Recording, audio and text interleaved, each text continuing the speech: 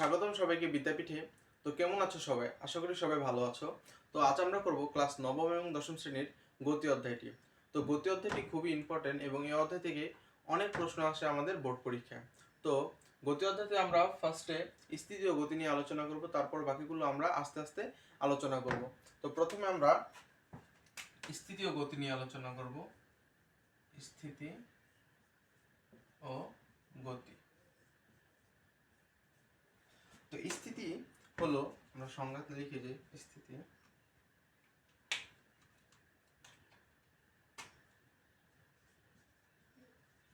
স্থিতি হলো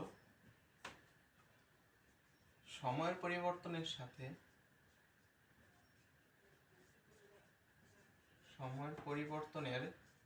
সাথে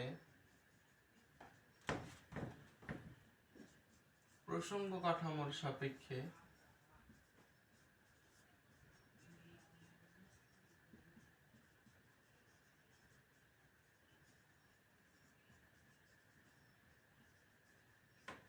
কোন বস্তুর অবস্থানের পরিবর্তন না ঘটলে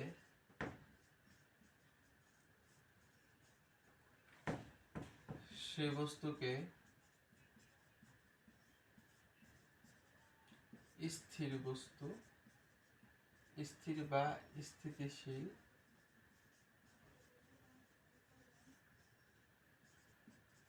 বস্তু বলে। কি সময়ের পরিবর্তনের সাথে প্রসঙ্গ কাঠামো বা পারিপার্শ্বিকের সাপেক্ষে কোনো বস্তুর যদি অবস্থানের পরিবর্তন না ঘটে তাহলে তাকে স্থির বস্তু বা স্থিতিশীল বলে। আর অবস্থানের এই অপরিবর্তিত থাকাকে অবস্থানের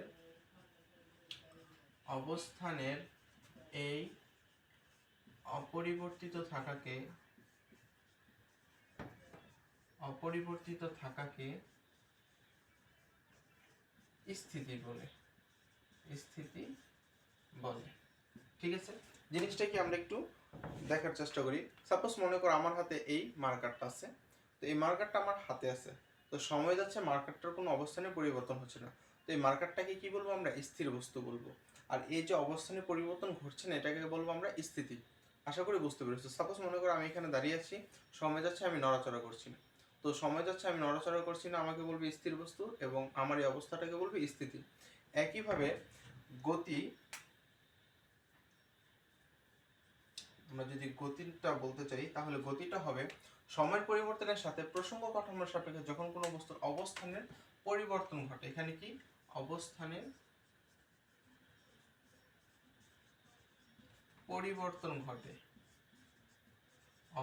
পরিবর্তন ঘটে তখন ওই বস্তুকে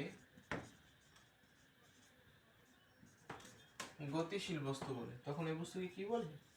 গতিশীল বস্তু বলে।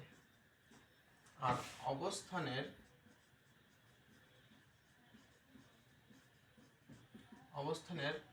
পরিবর্তিত হওয়ার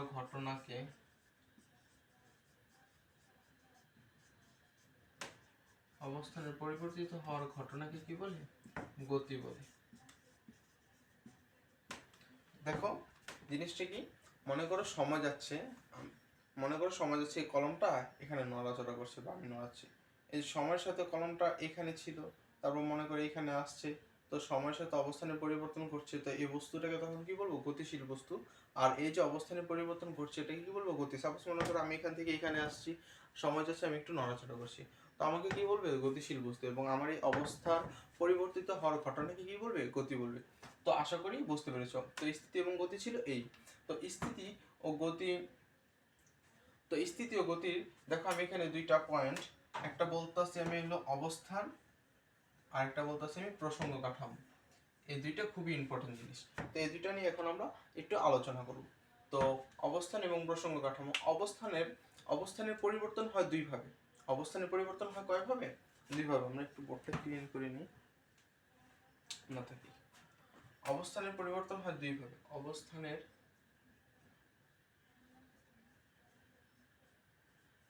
পরিবর্তন দুইভাবে হয়, সরি দুইভাবে হয়।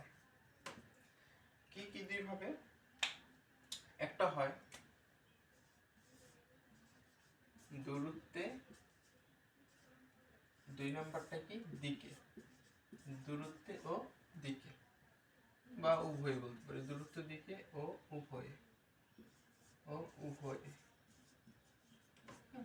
অবস্থানের কিভাবে পরিবর্তন হয়? দূরত্বেও হয়, দিকেও হয়। তো আমরা এটা একটু দেখার চেষ্টা করি উদাহরণ সহকারে।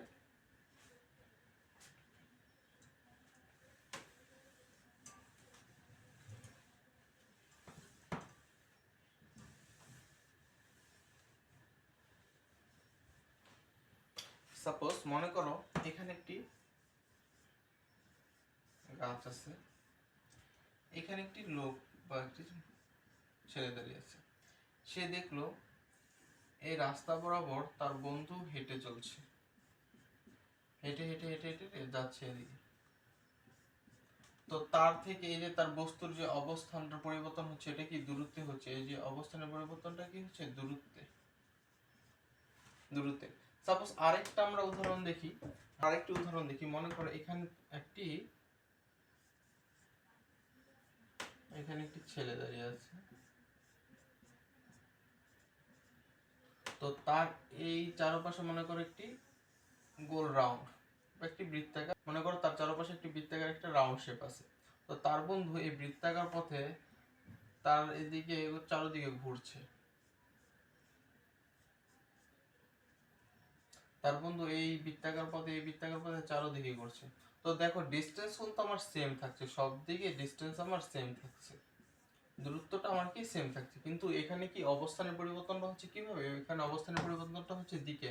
যখন সে এখানে ছিল তখন তার অবস্থানের পরিবর্তন হয়েছে। তারও মনে করো যখন এখানে ছিল তখন তার অবস্থানের পরিবর্তন এই দিক বরাবর, তারপর যখন এইখানে ছিল এই দিক বরাবর, এইখানে ছিল এই দিক বরাবর, এইখানে এই দিক বরাবর, তো এইখানে এই দিক। তো তার তখন কি অবস্থানের পরিবর্তনটা হচ্ছে দিকে, এখানে অবস্থানের পরিবর্তন হচ্ছে কি দিকে, অবস্থানের পরিবর্তন হচ্ছে কি দিকে। তো অবস্থানের পরিবর্তন দুইভাবে ঘটে, একটা দূরত্বে ঘটে আর একটা কি দিকে ঘটে। আশা করি বুঝতে পেরেছো। নেক্সট আমরা কি বলছিলাম? আমরা বলছিলাম যে প্রসঙ্গ কাঠামো। এখন আমরা প্রসঙ্গ কাঠামো নিয়ে কথা বলবো।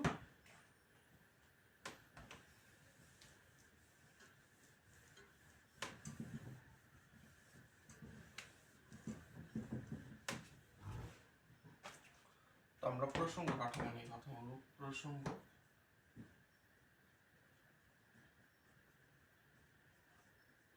কাঠামো। তো প্রসঙ্গ কাঠামো, আচ্ছা প্রসঙ্গ কাঠামো কি সেটাকে আমরা একটু সংজ্ঞা আকারে লিখি। প্রসঙ্গ কাঠামো হলো, প্রসঙ্গ কাঠামো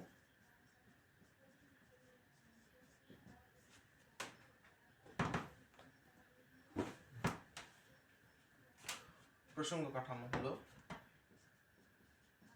যে ধীর বস্তুর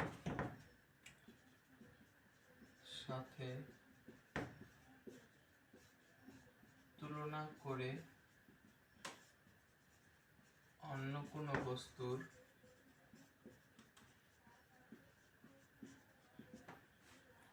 অবস্থান,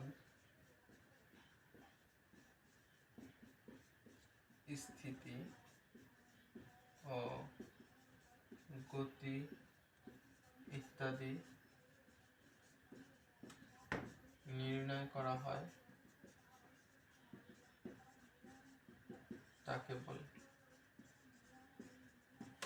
কি? যে ধীর বস্তুর সাথে তুলনা করে আমরা অন্য কোনো বস্তুর অবস্থান, স্থিতি ও গতি ইত্যাদি নির্ণয় করবো তাকে কি বলবো? আমরা প্রসঙ্গ কাঠামোটা বলবো। তো প্রসঙ্গ কাঠামো, সাপোজ মনে করো উদাহরণে মনে করো এখানে একটা বাসা আছে। এখন তোমাকে জিজ্ঞেস করলো একটি লোক, মনে করো তোমাকে জিজ্ঞেস করতেছে, এখানে মনে করো রাস্তায় একটি লোক আছে, যে বলছে যে সাপোজ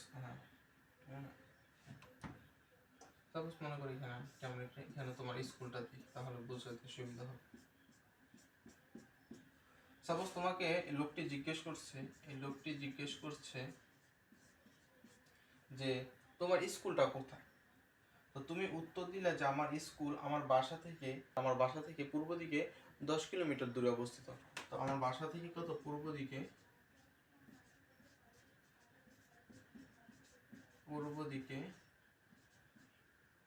মনে করো 10 কিলোমিটার দূরে অবস্থিত। তখন লোকটি তোমার স্কুলের ঠিকানা জানতে পারবে।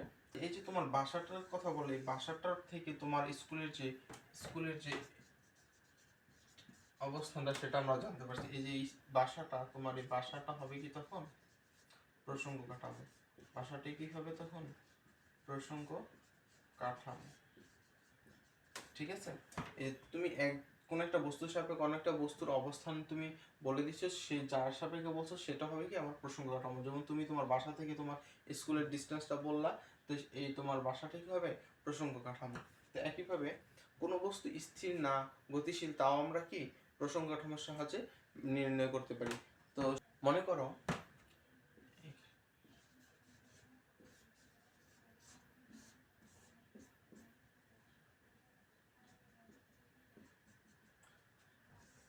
ধরো তুমি এই গাছটার এখানে একটি লোক আছে,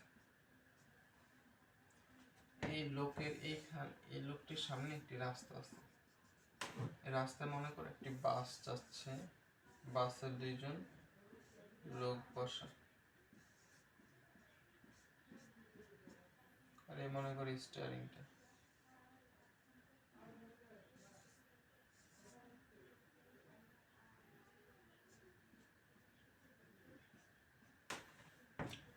তো যখন এই লোকটি তোমাদের দেখছে, তোমাদের বাসটা কিন্তু চলছে, রানিং, গতিশীল।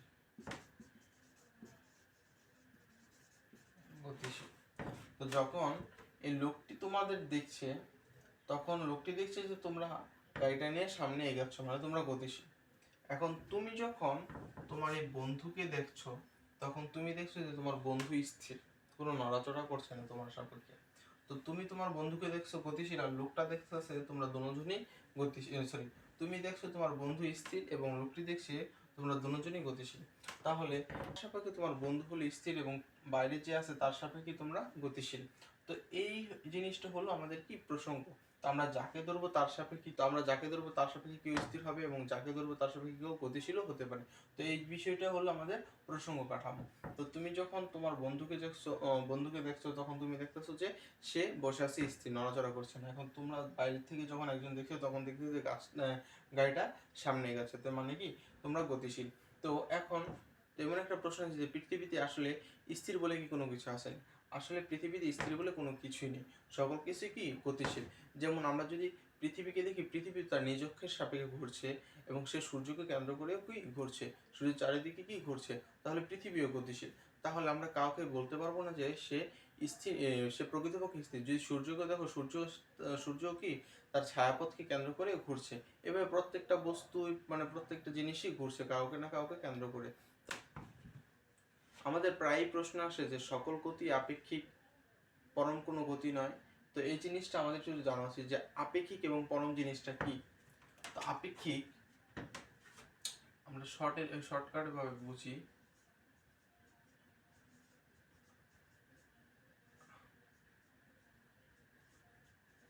আপেক্ষিক আর হলো পরম।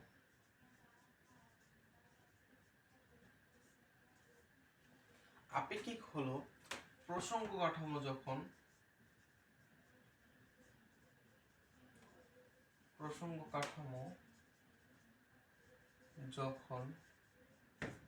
নিজে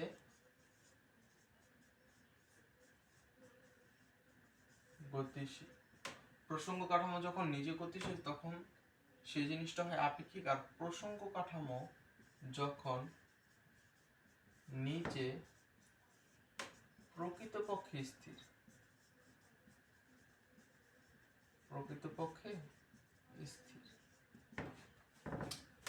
তো আপেক্ষিক হলো প্রসঙ্গ কাঠামো যখন নিজে গতিশীল, তো প্রসঙ্গ কাঠামো যখন নিজে গতিশীল, তো তার সাপেক্ষে যখন আমরা কোনো গতি বা স্থিতি নির্ণয় করব, তখন সেই গতি অথবা স্থিতিটা হবে আপেক্ষিক গতি অথবা আপেক্ষিক স্থিতি।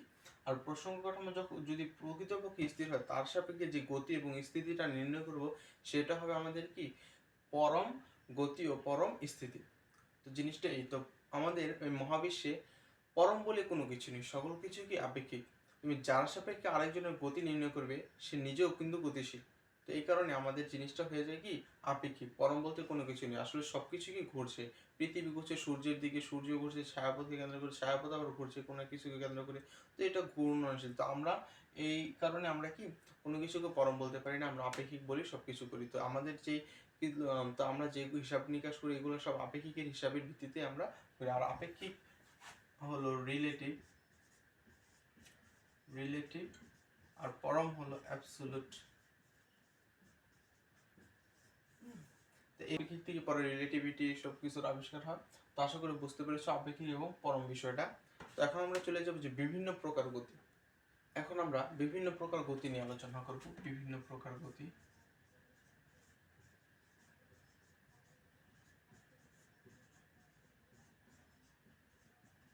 বিভিন্ন প্রকার গতি। তো বইয়ে আমাদের ফার্স্টে দেওয়া আছে সরলরৈখিক গতি, সরলরৈখিক বা রৈখিক গতি, যেটাকে বলা হয় লিনিয়ার মোশন।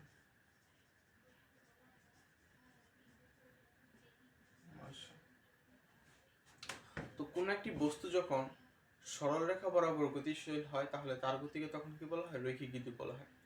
কোন একটি বস্তু যদি সরলরেখা বরাবর গতিশীল হয়, তার গতি কি রৈখিক গতি। মনে করো একটি বস্তুকে উপর থেকে নিচে আমি ছেড়ে দিলাম, তাহলে বস্তুটা যেই বরাবর আসবে সে একটা সরলরেখা বরাবর গতিশীল হবে। তখন বাতাসের বাধাটা উপেক্ষা করাই মানে উচিত হবে। যদি একটা কাগজ মানে একটা পিচটাকে তুমি যদি ফেলাও, তখন কি সেটা কি এদিকে দিক একবার এদিকে একবার এদিকে যাবে। তো সেটা সরলরৈখিক হবে না। তো বাতাসের বাধাটা না থাকলে যদি কোনো একটা বস্তু পড়ে, তাহলে সেটা সরলরৈখিক গতি হয়। বা একটা কোনো একটি গাছ কোনো একটি গাড়ি সরলরেখা বরাবর যাচ্ছে, তার গতি কি সরলরৈখিক গতি। তো এটা ছিল সরলরৈখিক গতি, খুবই সহজ। তারপরেরটা কি আমাদের সরলরৈখিকের পর আমাদের আছে হলো ঘূর্ণন গতি। ঘূর্ণন গতি বা সার্কুলার মোশন, সার্কুলার মোশন। তো সার্কুলার মোশনটা কি? কোন একটি বস্তু যদি কোন একটি নির্দিষ্ট বিন্দুকে কেন্দ্র করে সমান দূরত্ব অতিক্রম করে, তাহলে তার গতি কি হবে? ঘূর্ণন গতি। কোন একটি বস্তু মানে কোন একটি বস্তু যদি কোন একটি নির্দিষ্ট বিন্দুকে সমান দূরত্ব রেখে কোন একটি পথ অতিক্রম করে, তাহলে তার গতি কি হবে? আমাদের ঘূর্ণন গতি। তো ঘূর্ণন গতির যেমন উদাহরণ হতে পারে আমাদের পাখা, পাখাটা থাকতে পারিনি, মনে করে একটা ফ্যান, বৈদ্যুতিক ফ্যান, ঠিক আছে। তারপর আমাদের ঘড়ির কাঁটার গতি, ঘড়ির কাঁটার গতি। তো এই ধরনের গুলো কি আমাদের ঘূর্ণন গতি। চলন গতি, চলন গতি, চলন গতি, চলন গতিকে কি বলা হয়? Translational motion, translational motion. চলন গতিটা খুবই একটা মজাদার গতি। চলন গতি হলো কোন একটি বস্তুর যদি সকল কণা একই সময়ে একই দিকে সমান দূরত্ব অতিক্রম করে। চলন গতিকে আমি একটু নোট করি। কোন একটি বস্তুর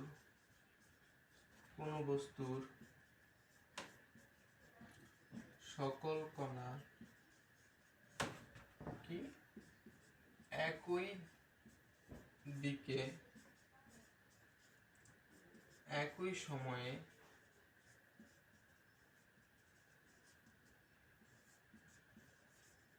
একই দূরত্ব অতিক্রম করে, একই দিকে একই সময় একই দূরত্ব অতিক্রম করে। সাপোজ মনে করো আমি এখানে একটা উদাহরণ দিই, মার্কার দিই। মনে করি এই যে একটা মার্কার আছে, এই মার্কারটা মনে করি এখানে আছে। মার্কারে তো অসংখ্য মানে কণা আছে, অসংখ্য কণা আছে পদার্থে। তো পদার্থের মনে করো যখন আমি মার্কারটার এই আমি মনে করি এই বস্তুটার ধরো মনে করো আমি বস্তুটার এই পয়েন্টটা এই কোণাটা নিলাম আর এই কোণাটা নিলাম। যখন মার্কারটাকে আমি সোজা সামনে নিব তখন এই কোণাটা এইখানে এবং এই সামনের কোণাটা এইখানে। দেখো তাদের যে ডিস্টেন্স, এই ডিস্টেন্সটা কিন্তু সেম, সমান দূরত্ব অতিক্রম করছে। আগে এইখান থেকে এইখানে গেছে তখন এই কোণা যতটুকু দূরত্ব করছে সামনের কোণা ততটুকু দূরত্ব করছে। সকল কোণা একই দিকে একই সময় সমান দূরত্ব অতিক্রম করে। তো এটাই হলো আমাদের কি চলন গতি। বা এরকম একটা আছে, যেমন এরকম মনে করে এই একটা একে আমার আঁকতে তো এইদিকে নেওয়া হলো, তারপর মনে করে এইদিকে নেওয়া হলো, তো এইদিকে যে দূরত্ব অতিক্রম করছে এইদিকে যে দূরত্ব অতিক্রম করছে তা সেম। তারপর মনে করে এটা এদিকে না, এটা মনে করে এদিকে দেওয়া হলো, তো এই কোণাটা যে দিকে অতিক্রম করছে এই দূরত্ব অতিক্রম সবগুলো কি সমান সমান একই দিকে সমান দূরত্ব অতিক্রম করছে। তো এগুলোকে কি বলা হয়? আমাদের চলন গতি বলা হয়। তো একই দিকে একই সময় সমান দূরত্ব অতিক্রম করবে, সেটা হবে আমাদের কি চলন গতি। আসলে এখন আমরা পর্যায়বৃত্ত গতি তারপরেরটা। তো পর্যায়বৃত্ত গতিটা হলো পর্যায়বৃত্ত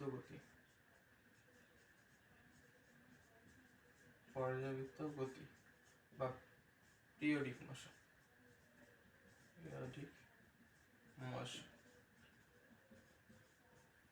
পর্যায়বৃত্ত গতিটা হলো কোন একটি বস্তু যদি কোন একটি নির্দিষ্ট বিন্দুকে নির্দিষ্ট সময় পর পর একই দিকে অতিক্রম করে তাহলে তার গতিকে কি বলা হবে? পর্যায়বৃত্ত গতি। কোন একটি নির্দিষ্ট বিন্দুকে নির্দিষ্ট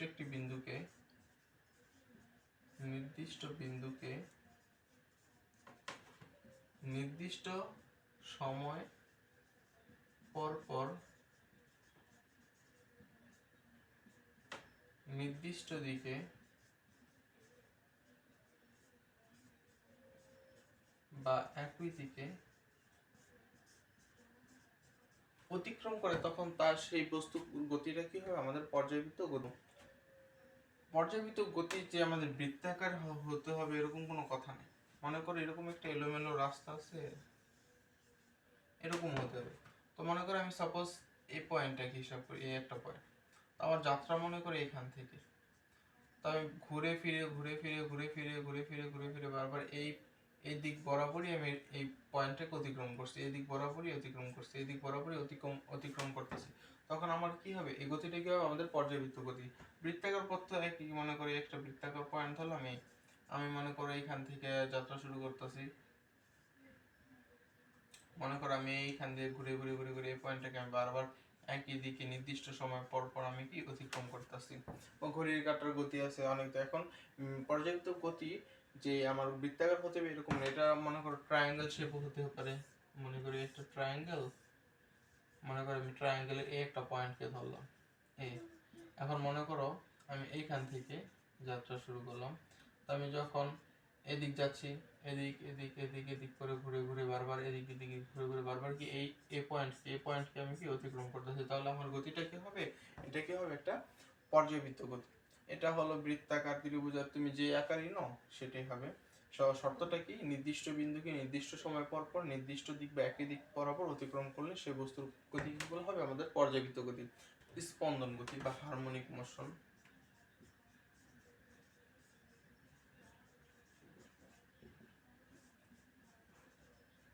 হারমোনিক মোশন। স্পন্দন গতিটা কি? পর্যায়বৃত্ত গতিসম্পন্ন কোনো কণা যদি কোনো একটি নির্দিষ্ট বিন্দুকে পর্যায়কালের অর্ধেক সময় তার বিপরীত দিকে এবং বাকি অর্ধেক সময় একই পথে তার বিপরীত দিকে অতিক্রম করে তাহলে তার গতিকে কি বলা হবে? আমাদের স্পন্দন গতি বলা হবে। তো দেখো মনে করো একটা সরল দোলক কি উদাহরণটা দিই, খুব সহজে বোঝা যাবে। মনে করো সরল দোলক, এটাকে আমি প্রথমে এই দিক বরাবর নিলাম, এই দিক বরাবর এই বিন্দুতে নিলাম। এই বিন্দুতে নেওয়ার পর আমি কি সরল দোলকটাকে ছেড়ে দিলাম। ছেড়ে দিলে সেটা মনে করো সাপোজ এই বি বিন্দুতে আসলো। তো যখন এটাকে ছেড়ে দিলাম বি বিন্দুতে আসলো, আবার কি করবো? বি বিন্দু থেকে আবার এই বিন্দুতে। মনে করো পর্যায়কালের অর্ধেক সময় এদিকে, আবার বাকি অর্ধেক সময় এদিকে। এটা মানে বিপরীত দিক, একবার এদিক একবার এদিক, একবার এদিক একবার এদিক, মানে এদিক ওদিক। মানে পর্যায়কালের অর্ধেক সময় এদিক এবং বাকি অর্ধেক সময় এদিক, মানে গতিটা কি হবে আমাদের স্পন্দন গতি। তো এখানে দেখো স্পন্দন গতি কি আমাদের এক ধরনের পর্যায়বৃত্ত গতি। এটাকে কিভাবে মানে বর্ণনা করা যায় বা ব্যাখ্যা করা যায়, দেখো মনে করো এই একটি সরলরেখা স্ট্রেট লাইন। হ্যাঁ, সরলরেখা কিন্তু একটি স্পন্দন গতি এবং পাশাপাশি একটা পর্যায়বৃত্ত গতি। মনে করো এইখান থেকে তুমি যাচ্ছ এ বিন্দুতে, বি বিন্দুতে যাচ্ছ, তো তুমি বি বিন্দুতে গিয়ে আবার কি করলা, ব্যাক করলা এ বিন্দুতে, আবার কি এ বিন্দুতে আসলে। এখন তুমি যাচ্ছ একবার এদিক, আসতেছ একবার এদিক, তো যাচ্ছ একবার এদিক, আসতেছ একবার এদিক, এটা কি এক ধরনের কি স্পন্দন গতি হয় না? কিন্তু এখন এই স্পন্দন গতিটা কিভাবে আমাদের পর্যায়বৃত্ত গতি হয়, দেখো যখন আমরা যাচ্ছি আবার যখন আসছি, পুরো পর্যায়টা আমার সম্পূর্ণ হবে কখন, যখন আমি এখান থেকে যাবো এবং যে আমি আবার ফিরে আমার এখানে আসবো, তখন আমার পুরো পর্যায় মানে পুরো পর্যায়ে টিটা আমার সম্পূর্ণ হবে। যখন আমি যাচ্ছি তখন আমার পর্যায়কালটা কত হচ্ছে টি এফ, এবং যখন আমি এখানে আসি তখন আমার পর্যায়কালটা হচ্ছে কি টি হাফ। তাই টি এফ আমার কি টোটাল পর্যায়কালটা তখন কি হবে, টি হবে। যখন আমি পুরো ঘূর্ণা মানে এখানে আসবো তখন আমার পুরো পর্যায়টি কি হবে, টি। এবং এইখানে এসে যখন আমি আবার যাব তখন আমাদের কি এই দিকটা কি, এই মনে করি এই পয়েন্টটাকে আমি তখন বারবার এই পয়েন্টটাকে কি আমি অতিক্রম করতেছি। আমি এখান থেকে যাব, এখানে আসবো, একটা পর্যায় হবে, তারপর আবার আমি এদিকে যাচ্ছি, আবার আমি এদিকে যাচ্ছি। তো এই কারণে এটাকে এক ধরনের পর্যায়বৃত্ত গতি এবং পাশাপাশি এটাকে স্পন্দন গতি, একবার এদিকে একবার এদিকে যাচ্ছি, তো এটাকে কি বলা যায়, এক ধরনের স্পন্দন গতি বলা যায়। তো আশা করি বুঝতে পেরেছো। তো সকল স্পন্দন গতি কি পর্যায়বৃত্ত গতি। আমরা গতি নিয়ে আলোচনা করলাম, তখন আমরা রাশি নিয়ে আলোচনা করব। তো রাশি এখন আমাদের রাশি জিনিসটা কি, যা কিছু পরিমাপ করা যায়। রাশি জিনিসটা কি, যা পরিমাপ করা যায়, যা পরিমাপ করা যায়। তো যেমন সাপোজ মনে করো দুঃখ, সুখ, আনন্দ, এগুলা কি পরিমাপ করা যায়? এগুলা কি পরিমাপ করা যায় না, তাই এগুলা কি হবে, রাশি হবে না। এগুলা কি রাশি হবে না। তো রাশি, তো এগুলা কি রাশি না। তো রাশি কয় প্রকার? রাশি হলো দুই প্রকার, একটা হলো ভেক্টর, আরেকটা কি স্কেলার। ভেক্টর রাশি কোনগুলো, যার যে সকল রাশিকে মান ও দিক লাগে প্রকাশ করতে, মান ও দিক লাগে। আর স্কেলার কি, শুধু মান লাগে প্রকাশে, দিকের প্রয়োজন হয় না, শুধু মান, দিকের প্রয়োজন নেই, দিকের প্রয়োজন নেই, সেগুলো কি আমাদের স্কেলার রাশি। তো মান ও দিক লাগে আমাদের কোনগুলা, যেমন সাপোজ মনে করো বল, ত্বরণ, সরণ, মন্দন, বল তো লিখছে, তারপর আর কি কি লাগে, ভরবেগ, তারপরে হলো বেগ, তড়িৎ প্রাবল্য, এগুলা কি, এগুলো হলো আমাদের কি ভেক্টর রাশি। স্কেলার কোনগুলো? স্কেলার হলো আমাদের, দেখো স্কেলার হলো আমাদের সময়, দূরত্ব, তারপরে তাপমাত্রা, তারপরে আর কি আছে আমাদের, মনে করো সময়, দূরত্ব, তাপমাত্রা, কাজ, দৈর্ঘ্য, ভর, এগুলা কি আমাদের স্কেলার রাশি।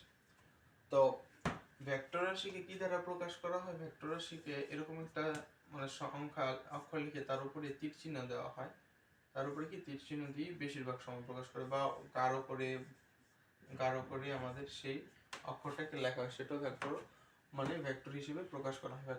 তো ভেক্টর রাশিকে এইভাবে প্রকাশ করা হয় ম্যাক্সিমাম টাইম, এ দিয়ে তার উপরে একটা তীর চিহ্ন দেওয়া হয়। তারপরে এই ছিল আমাদের ভেক্টর রাশি নিয়ে আলোচনা। এরপরে আমরা কি দূরত্ব, সরণ নিয়ে আলোচনা।